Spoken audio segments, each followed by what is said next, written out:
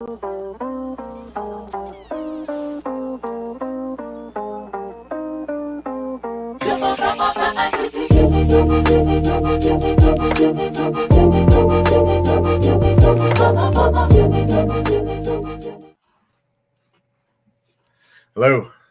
How we doing?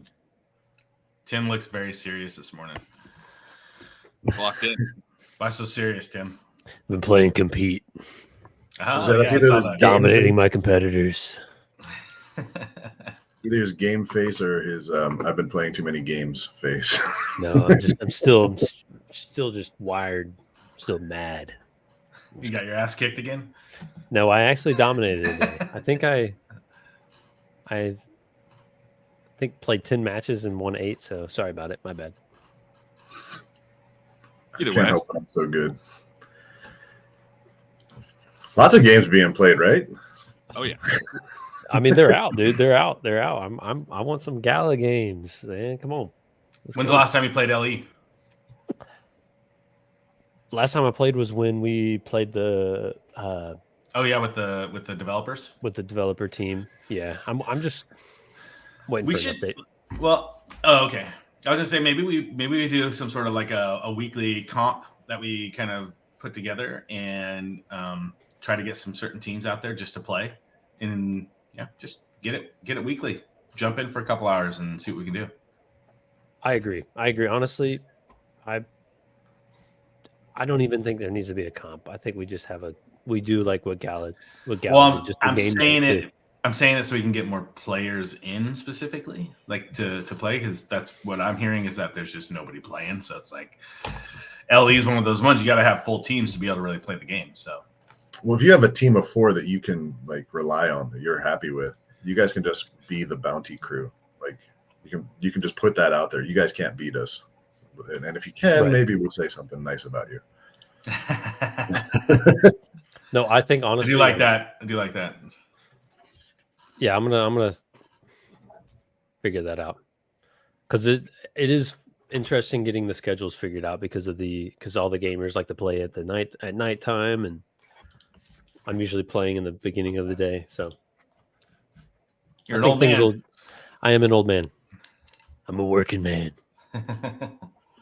That's the problem with the games right now. You can play them all the time, and so it doesn't matter where you live. You can completely adjust your schedule if you want to. You got people that are working third shift that on their days off they might be playing at 3 o'clock in the morning. You know? So it's kind of cool, and it's also like hard to like pin down an optimal time to be getting everyone together.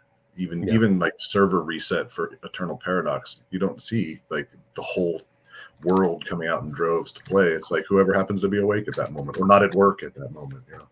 So it's interesting, but I think there are ways to overcome that if we want to actually get some interest and some player base levels to be built up. We just need to we need to be publicizing things. We need to be creating exciting things that for whatever reason these developers and platforms are not doing for themselves. So if we can do that, then maybe we can help drive adoption in the way that's going to make them successful.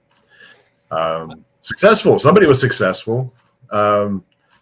We had week 9 a long time ago for Poker Go Play.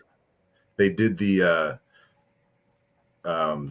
it was one winner takes all, you know. So it was a little bit of an odd way to distribute their weekly prize, but after a bunch of verification, they finally announced who that winner was. Someone who goes by the Discord handle of Gala Land. I haven't had any interaction with that person personally, but they won 330,000 Gala tokens that day. So that's a pretty hefty prize to pull home just because you got a sweepstakes ticket out of a free-to-play poker game. Yeah. Bitbender was also playing poker last week. He got invited to the PGT Championship $1 million free roll. So he got a seat at the table with the big boys. Now, most of these people, I think it was 40 to 50 of them were people that were on the PGT leaderboard. So we're talking about the best poker players in the world. And Jason was there. If we go to like the 52-minute mark, we can see there's a familiar Gala hoodie. There you go. Let me go back. He did all right. He was in there for a bit. I mean, I don't think even he had any expectations of finishing in the money, but he hung around for quite a while. And in about 5 minutes from this point, he was in a hand. He had ace 10, and it didn't work out for him. The board just didn't play out. That guy Sturm that's sitting right next to him ended up placing third in the tournament, so that had to be intimidating the whole time. That's too funny. Dude, the vibes on those hardcore poker tables, man. They get serious, dude. It's no joke. Yeah. I mean, he's holding his own personality wise. He's got a smile on his face for a lot of it. In the hand, he's got his thinking face on. But like it was. I think he did all right. I don't know. But they go over to the featured table shortly after this, and when we come back to this table, he's not sitting there anymore.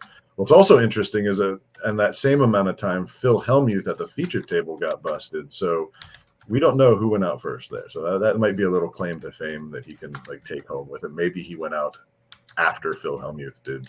I'm pretty sure Daniel Negreanu went out before him. He got a so yeah. So these are names that if anyone watches poker, these are people that have been around for maybe decades, that are just always in these tournaments. They're always good enough, so it really drives home the fact that poker is a skill game. It's not just luck. Oh yeah. Where was this hosted? Las Vegas. It was in Vegas. Makes sense. Good deal. Yeah, so that was a little exposure for Gala. I don't know how many people were asking him what his hoodie meant, but he was. I'm sure he was there because of the affiliation with the Poker Go Play app. Get it in quick. I agree. This is what you see here is our survival MMO, The Walking Dead Empires, and then we all know about this. This has been out since November 8th. Since that's come out, there's been almost consistently, week after week, the community team has been running around in the game trying to invite members of the community. So you have that's Doug Sunny that you can see up there, and I think it was just him and Tiny this time. But they're running around and helping people upgrade their bases, having people help them upgrade their bases, and just kind of enjoying the game together. That is a massive, nasty horde with a lot of well walkers in it. So is the game right now kind of at I wouldn't say a standstill, might not be an accurate way to put it, but because people are, waiting for that next wave of features being released, we don't really have a date set on when that reset is going to happen yet. I guess, what do you see as where the game is at right now, and kind of what we think, where we want to get to in that next step? Yeah, we can look at the numbers. Just within the Moth Guild, at least half of the group dropped off even a month ago. It was this sense of nothing really further to be gained. You get to the point where you have a bladed weapon, an effective bladed weapon, and that was the accomplishment, because at that point, the way that things were tuned, you could just lay waste to the strongest walkers that there were. Again, we had some players that are proving a point.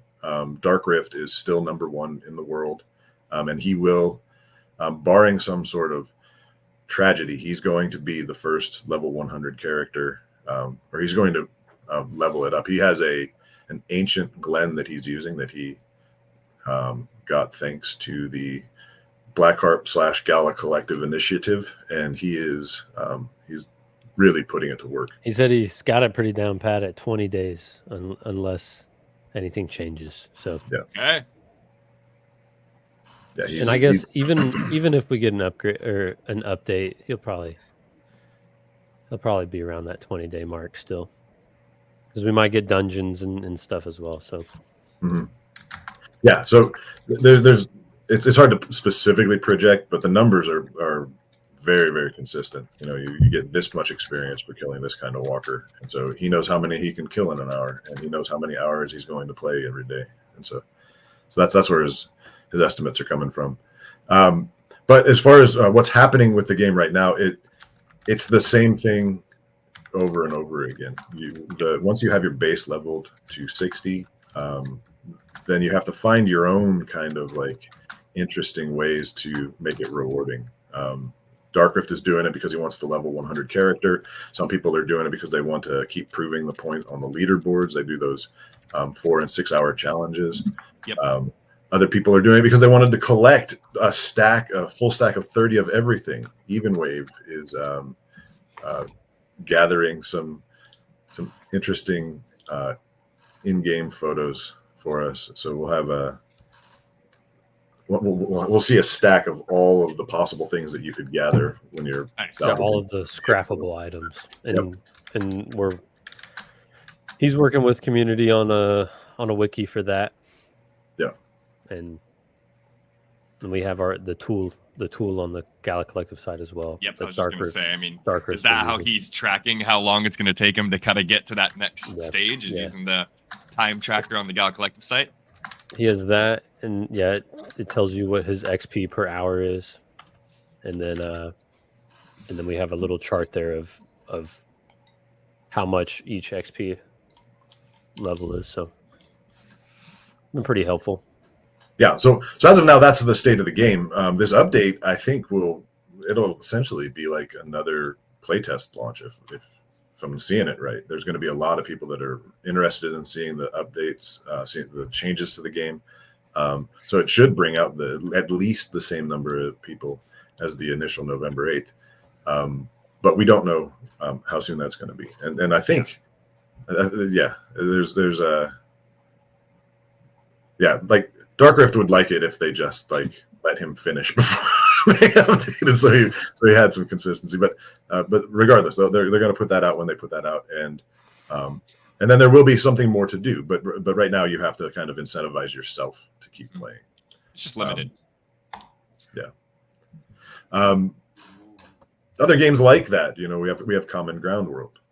Now they do have a bit more of a incentivization because of the tournament, but we all know like more or less where we fall in the standings, and so that's kind of turned into like a weekly. This is how I'm going to like make sense of all these NFTs that I have in my wallet. A lot of people, I mean, they're still getting the top 1,200 to be paid out. So there is a player base, but they still haven't given us any specific updates as to when things are going to be happening. Walking Dead did not give us a day for the reset, and they said in the town hall meeting just on Friday that light paper is still illegal. So, however long that takes for them to make sure that everything that they're saying is legitimate, we have to wait to be able to kind of get an understanding of what the future looks like. We know what they're building. We have no idea when it's going to hit, but they're sticking to their at least generalized game plan of first thing coming out is guilds that are affiliated with the node structure. The second thing that will be coming out is the daily rewards, which is the play and earn structure.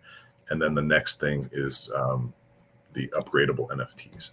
So we already do have a couple upgradable NFTs that they released, but you can't do anything with them yet. You can't harvest the materials to upgrade them yet.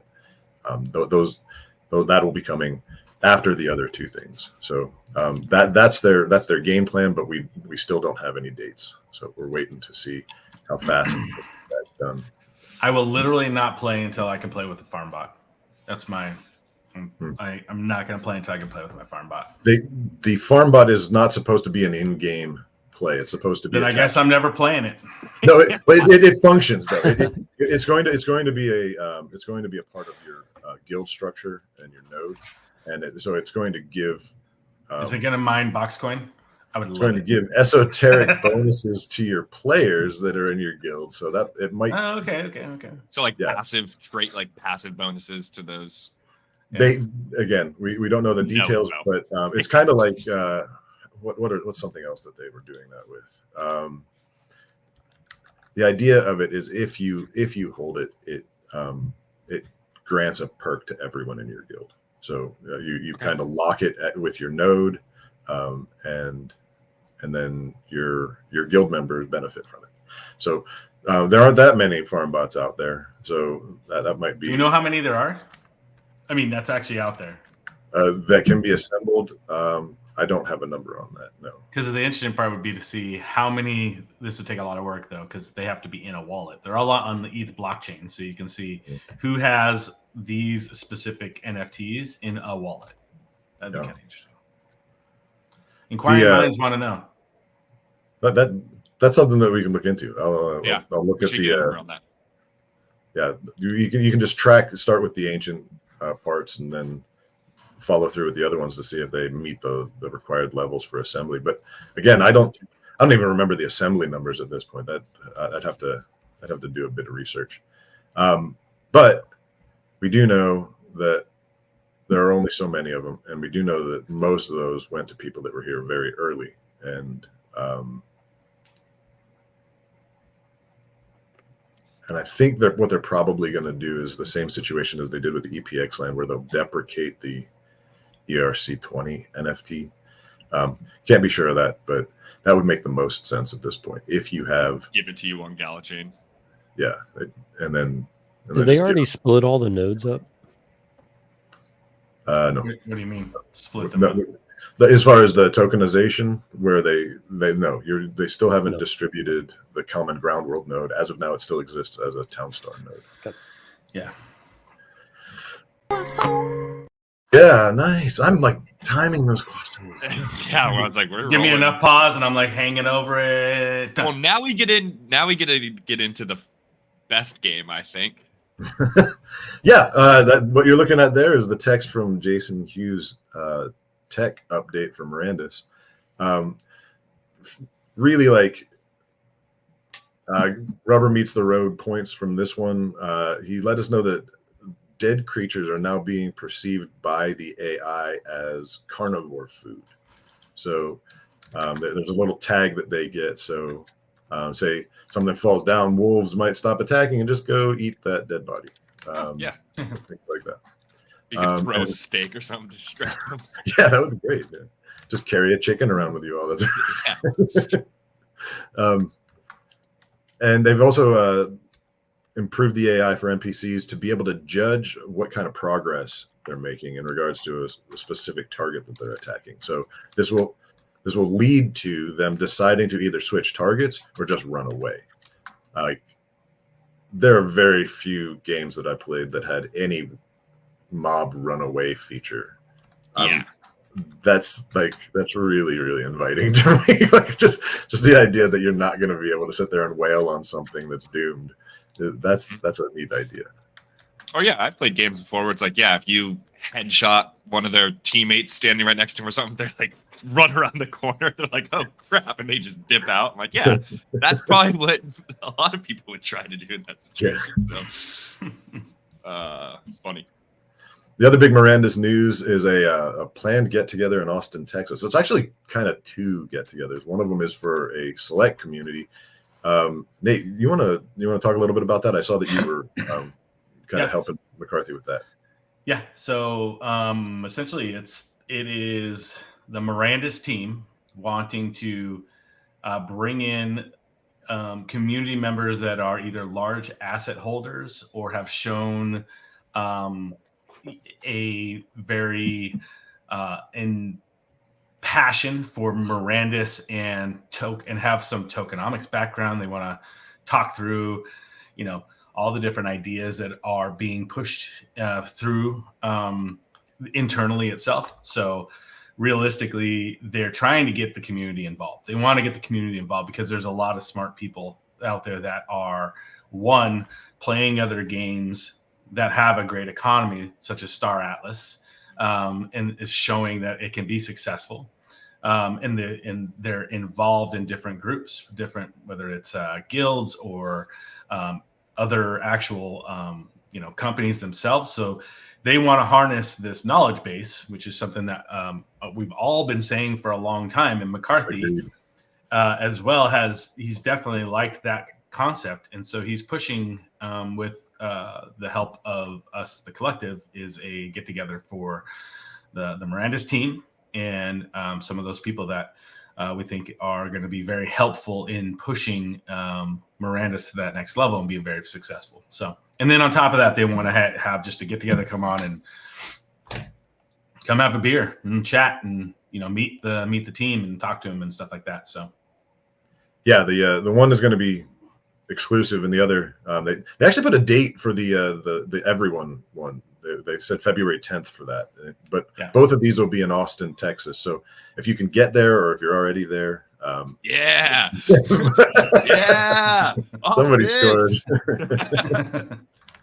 I guess the majority of the team like lives there or somewhere in the area. That's what I'm saying. So, or at least a couple of them. I'm not sure who is who, but I'll find out when we get down there. So, yeah, so that's a great opportunity for us to feel like the community finally has a voice, that we're not being ignored. That and of course it came from the Miranda's team. These guys, that's on top of all of this.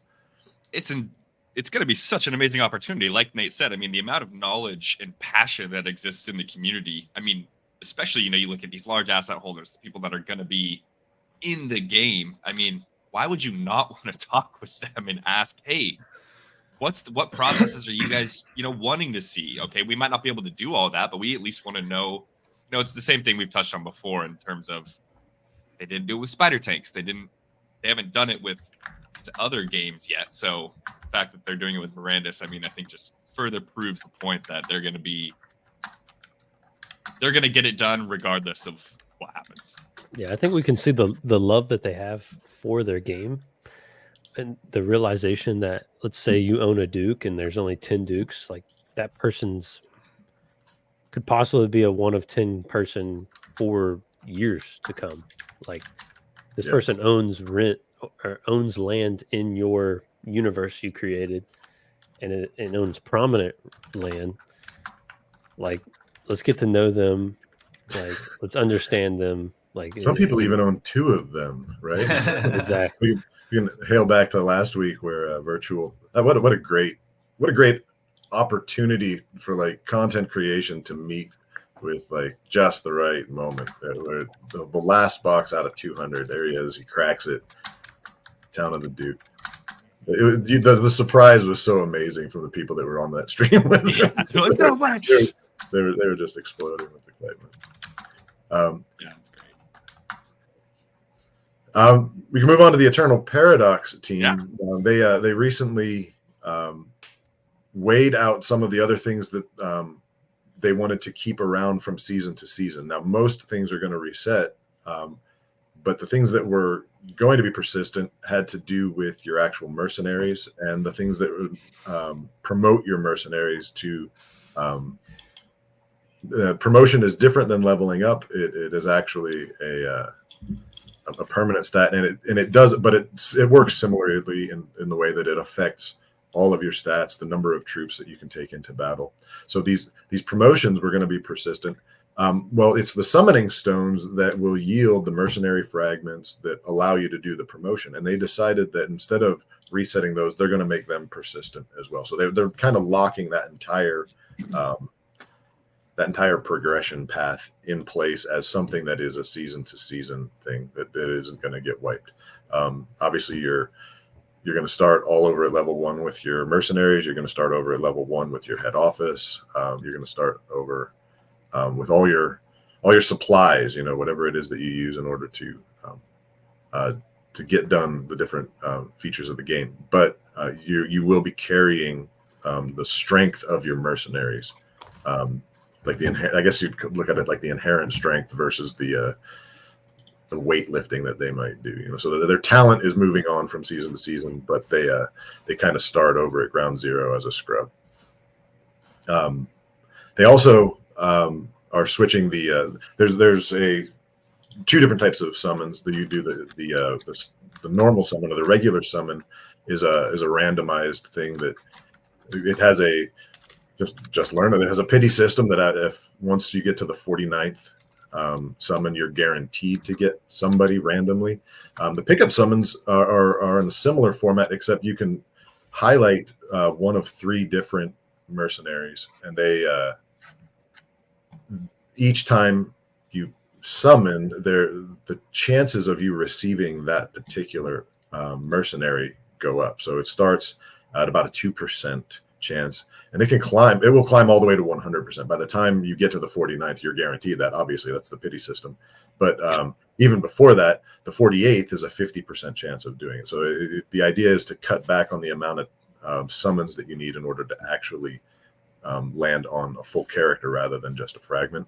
And they've decided that they want to shift which 3 are being featured for the rest of the season. They were going to go a full 3 weeks with the ones that are there now, and they've switched that up. Nice. That'll be happening tomorrow, 4 p.m. Pacific. So if anyone's listening and wanted to get in those summons with those 3 guys that are featured right now, you're on the clock. You got only a little more than a day left. Champions Arena has released season 5, and the new Battle Pass champion is Claudia. They also did one of their first major improvements with this update.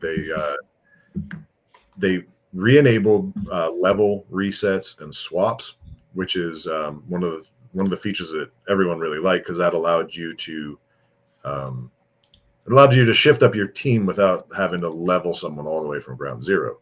You could be playing with new characters without having to grind them all the way up to a competitive level. People were taking advantage of this on particularly on OpenSea, and so now what they've done is implemented a 15-day lock delay. So once you have locked a character, that is to say that you've brought it into the game so that you can play with it, it can't be locked again for another 15 days. Or I'm sorry, once you've unlocked a character, it can't be locked again for another 15 days. So that will give a window where people know that this thing's stats are right. Now, there is still a conceivable way that could be a problem if someone's very, very patient. But I think I'd like to see them put out some information on how to track when somebody locked that character, or when somebody last locked that character. That's something that could be easily put into the metadata. Well, if we had Gala chain access, we could all just look at it right then and there, right? Yeah. Yeah, I mean, because I know that was an issue we were talking about a couple of weeks ago, is essentially people just getting hosed on the market thinking they're buying a level 20 character and it's a level 1 character. Yeah. So that is a positive thing for the team, though. We had Pierre step out, and now Liam is in, and he got to work on that right away. So that's something that they've taken care of that. At least they've made a really strong step towards having that resolved, and now they can. We can just wait and see what they do with the rest of the things that they identified themselves as like big problems for the game that they can. We can hope to see continued improvement there. Fuzzles, Fuzzles Resurrected. We know that the community team has the IP. There's a Fuzzles DAO being developed. Their current focus is on minimum viable product. They want to kind of get their fingers on the pulse of the community and what they felt was the most important thing about the original Fuzzles concept. They want to angle towards that thing. It's not going to be identical to what Endless AI might have been talking about, but their features, they want those to be in line with what people were expecting when they bought them. So they put it up to a vote, and the 2 different selections that seem to be getting the most attention. The one is kind of the interactive Fuzzle, where you're talking to him and he's being a smart aleck, or he's giving you some sort of like weird space lore, and that fun interactive AI thing is definitely something that people saw as integral to their Fuzzle. The other thing is educational tools. So that using the Fuzzle, not to build out whole educational apps, but just to, but maybe eventually, the team kind of has a broad vision for what these things can do, but the basic label for it is an AI assistant. Someone was talking about it like they had the perception of it being just an app that would remind you to like either go brush your teeth or maybe take a walk or something, not sit in front of the screen anymore. So something that's just going to be able to like remind you to take bio breaks and give you a good idea of like, hey, just how much time has passed since you did this last thing. So it can be any number of things, and they want to take these things based on community expectations. So they're obviously, as a community, they care about what their members have to say, and they're building accordingly. Well, and they're wanting people to build with it, right? They're wanting people to build different things with it. We've got internally, we're building an AI generated, Etherscan type of model. It'd be kind of fun to have the fuzzles, since it's AI, integrate some interesting fuzzle mechanics within that the entire thing, especially once we start to build out the front end and make it all pretty and whatnot. There could be some good stuff. Well, was it part of it, like the whole like, I mean, I think can't remember if you just mentioned this or not. I was looking at something, but there was kind of like the snarky side to fuzzles as well, right? Like kind of like the non-safe for work side of fuzzles. Like it'd be awesome if you could like integrate that AI side, like you integrate that into a wallet tracker and you're like, hey, what's going on here? And it's like, dumbass, just look here or something. And it's just kind of that like, I have a weather app that's called Carrot, and it's the funniest, like, I'll pull it up right now. Like I'll pull it up and it'll just be like, it's cold as fuck, don't go outside. And like that's what people tell me. It's like 25 degrees out right now. And 100%. That'd be fun as hell. People would like love that. Something like that. I mean, it's something so simple that you could start integrating into Yeah, AI things that people are going to want to use within the ecosystem anyways. Yeah, like you put Benefactor's wallet in there and he's like, oh, there's some shady shit going on here. Yeah, exactly. Like that'd be hilarious. Darkrift said that he was talking to it about a mistake that his boss made, and the fuzzle said that his boss should have to go eat kitty litter. So like that, it's kind of there, like he's gonna retort in whatever way he's kind of, and again, remember these are learning creatures. So like again, creatures, creatures fair because it's a created thing. Like they have an element of learning where they develop their own personalities that'll be unique to them based on the types of things that you're talking to them about, the types of things that they're searching up wherever they go with, probably Google or whatever. But whatever they find, it's going to kind of shape the way that they retort. And so that again, we're back to the stages where it's actually exciting considering what we can do with this AI and have a cute fuzzy face, like kind of as the initial interaction of it. That makes it even more enjoyable. Oh yeah. So Bitbender was in Vegas, so we had ahead of the game without him this week. Anita was hosting it, and she brought on right away Top Boy Q and Think Jaehoon. They were Top Boy Q is one of the developers within the film ecosystem, and Think Jaehoon, who was doing cross promotion, has almost moved exclusively to music at this point. So they were talking about it. A lot of it was just what they couldn't say, but they kept reinforcing this this concept of gamification for these things, and I think that's worth talking about because like a lot of what we talk about in regards to making the games fun is like gamification of the gaming. We're looking at building out platforms that reward people in a way that it just adds to what they can enjoy from the game. Well, they're talking about the same things with music and film here, that whether it's unlocking new content or that. One of the things that Jaehoon let slip was an idea of leveling up the artist, and it looked like Qasim, or who's Top Boy Q, it looked like he didn't like the fact that much got out. They have some plans that they're trying to keep pretty close to the chest.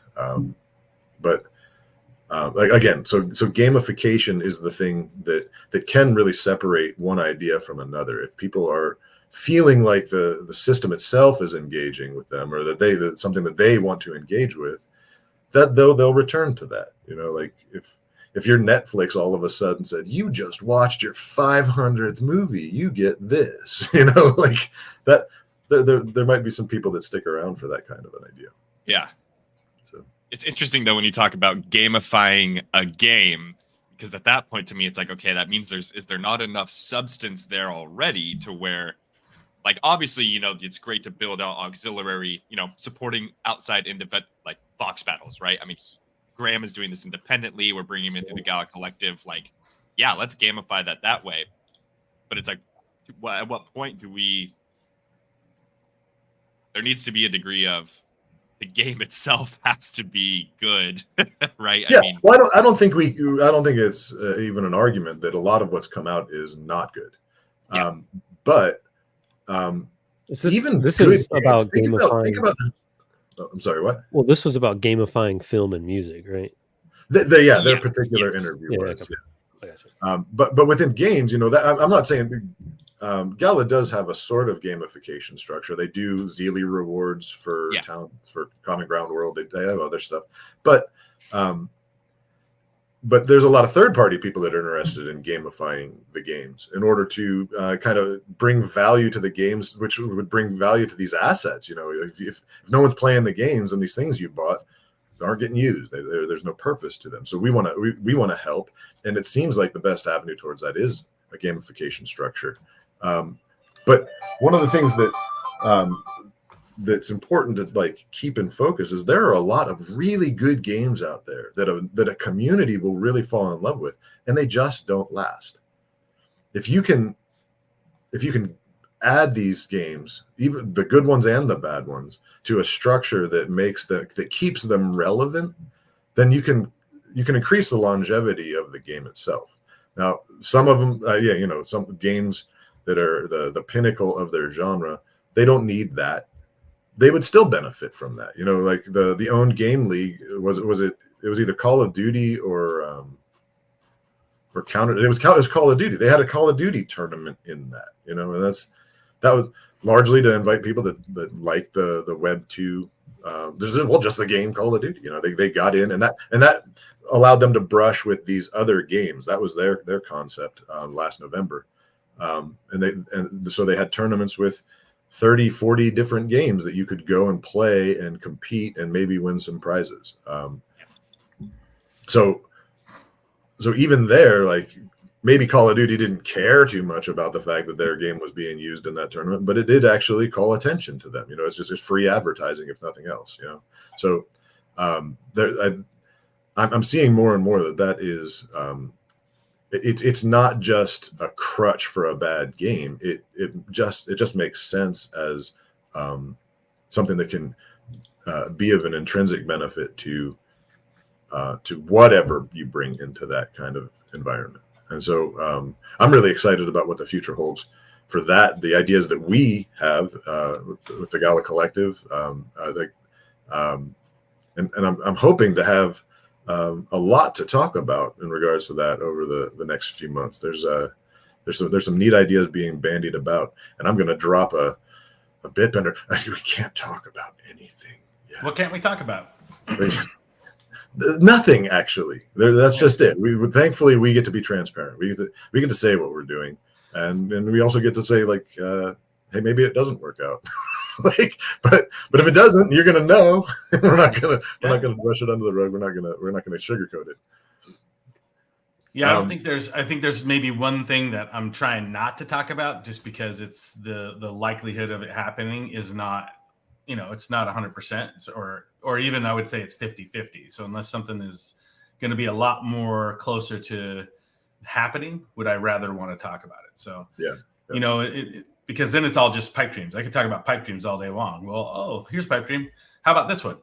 You know what Gala should do? They should just give the Gala Collective the entire gaming side of everything, and make the collective the game side for Gala Games. Since they want to be a layer one, let's just bring the game set over here. But see, that's a pipe dream that's never going to happen, right? So I can't really announce that, but it's a great idea.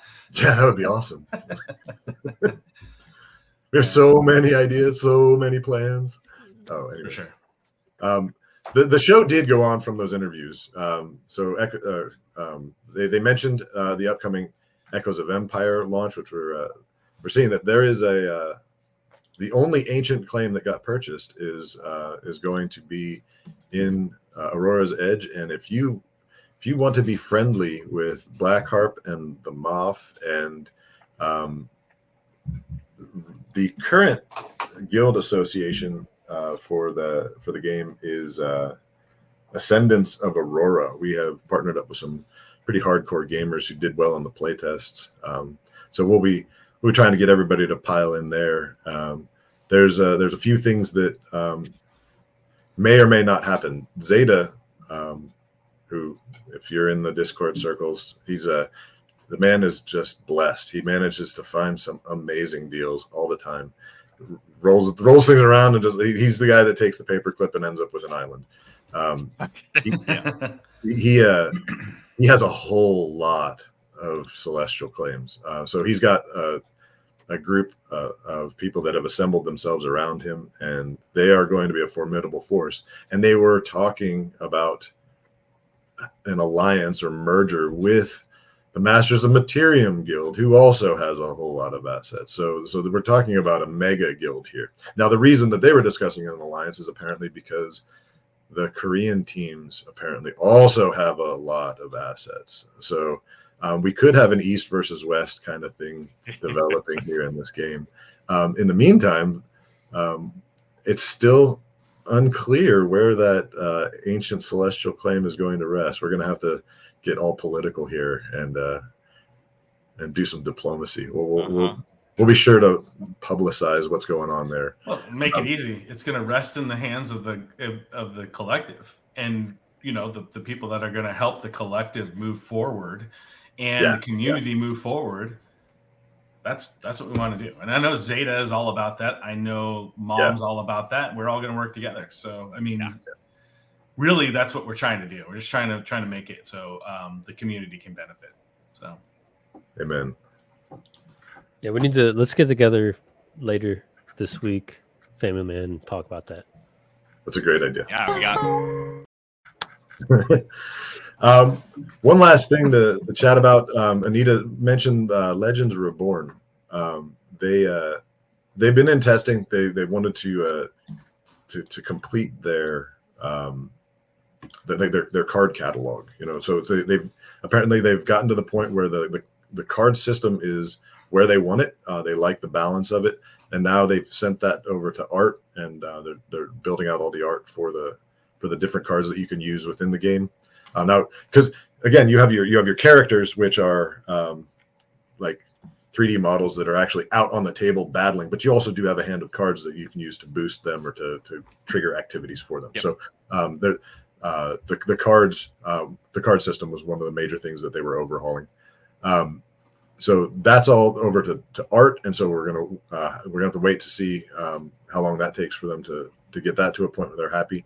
And but they did also say that they have a first draft of their light paper. We're not going to see it yet, but they at least have a strong sense of how they want to go about this. And so that's like a little bit more encouragement in regards to a game that we thought was lost. Like Fuzzle's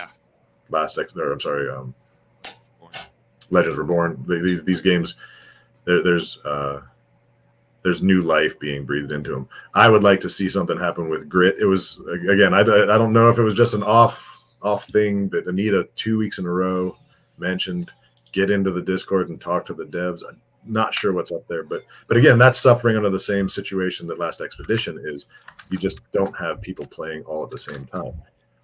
Let's maybe there's some things that we can do about that to drive an interest level. Yep, always. For sure. Yeah. And with that, I think we're right there at the cusp of the right amount of time for us to be discussing Gala for the week. Good work. Good work. Does anyone have any parting thoughts? Come to Any the words Gala of wisdom Collective. for the day? Join the Gala Collective Discord. Follow us on Twitter. I threw it up, briefly, and we kind of mentioned it. We've partnered with Blackheart to bring this ancient celestial claim in.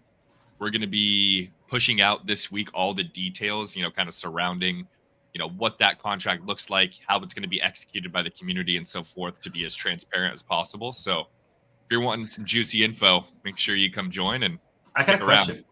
I got a question. Like, Twitter's like kind of an entertainment platform. Realistically, it's news, but entertainment platform as well. Like, are you guys going to stop being so boring on your Twitter handle? Yeah, we probably I was just curious. Be more snarky. Just curious. I mean, not even just snarky, but man, it's just like, hey, come check us out. Hey, look, we're the collective. It's like, oh, come on, man, boring. We need more games, man.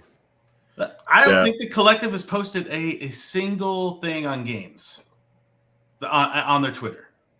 Let's post some stuff. I'm getting bored here. Yeah, if I'm getting bored. All right. Everybody else is going to be like, why in the hell am I even following this account? Right? There's no reason. Good point. So let's get some stuff out. Good point. Yep. I agree. All right. That's all I got. Just got to call some people out. Come join us. Come see. But the hot necks right now. Who wants to run a badass Twitter profile with the Gala Collective? Bring it on. We need whoever's running Wendy's to come over. Yeah, right. Edie's ice cream. Although I think the Van Eck Twitter is kind of funny. They're jumping into it. You should follow them a little bit. So yeah, I know. We need to get ETF. We just need to go find some high schooler to come do it. No, that might be a little rough. That could be a little rough. Yeah. Someone that thinks like a high schooler. Yeah. Yeah. Let's stay away from the child labor laws. We're already getting close with you, Blake. So let's just hey. All right. Yeah. I think we're good, guys. Thanks. All right, everybody. Yeah, we'll have a community call this week with the Gala Collective, just talking more about do some streaming, play some games together, and we'll see y'all next week. Sweet. Sounds good. That's great. Thanks, guys. Peace. Bye.